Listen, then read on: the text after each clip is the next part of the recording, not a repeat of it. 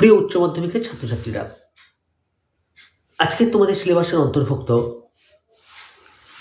বাংলা ও বাঙালির বিজ্ঞান চর্চা থেকে 5 নম্বরের প্রশ্নের সাজেশন দেব। প্রশ্ন লেখো, কম বেশি 150 শব্দে প্রশ্নের উত্তর দাও। প্রশ্নের মান 5। লেখো প্রথম প্রশ্ন। লিখবে, বাঙালির বিজ্ঞান সাধনায়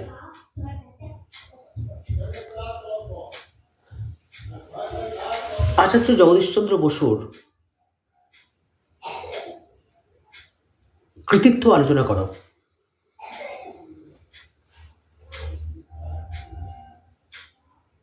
পরের প্রশ্ন লিখবে, লেখো বাঙালির বিজ্ঞান চর্চার ইতিহাসে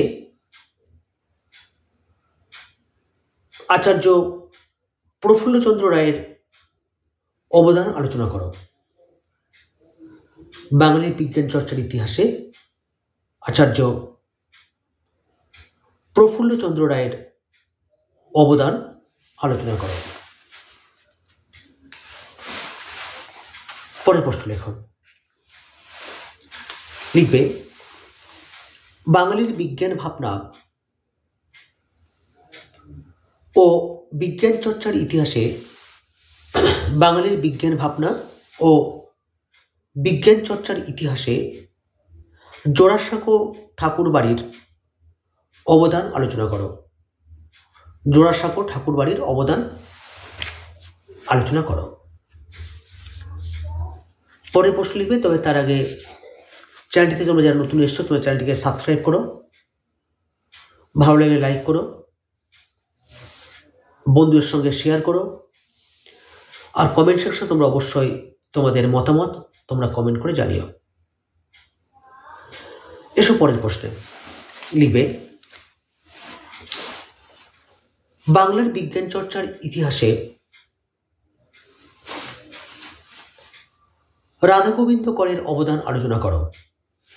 বাঙালির বিজ্ঞান চর্চার ইতিহাসে রাধা গোবিন্দ করের অবদান আলোচনা করো। পরের প্রশ্ন লেখো। লিখবে, বাংলার বিজ্ঞান চর্চার ইতিহাসে বাংলার বিজ্ঞান চর্চার ইতিহাসে নীলরতন সরকারের অবদান আলোচনা করো। বাংলার বিজ্ঞান চর্চার ইতিহাসে নীলরতন সরকারের অবদান আলোচনা করো। পরের প্রশ্ন লিখবে, বাংলা চিকিৎসা বিজ্ঞানে কাদম্বিনী বসু গঙ্গোপাধ্যায়ের অবদান সম্পর্কে আলোচনা করো। কাদম্বিনী বসু গঙ্গোপাধ্যায়ের অবদান সম্পর্কে আলোচনা করো। পরের প্রশ্ন লিখবে, চিকিৎসা বিজ্ঞানের ইতিহাসে ডক্টর বিধানচন্দ্র রায়ের অবদান বিবৃত করো।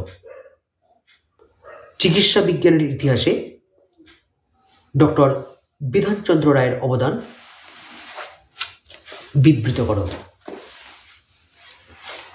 এই প্রশ্নটাই তোমরা ভালো করে দেখেছো, আশা করি উচ্চ মাধ্যমিক পরীক্ষায় তোমরা এখান থেকেই কমন পেয়ে যাবে।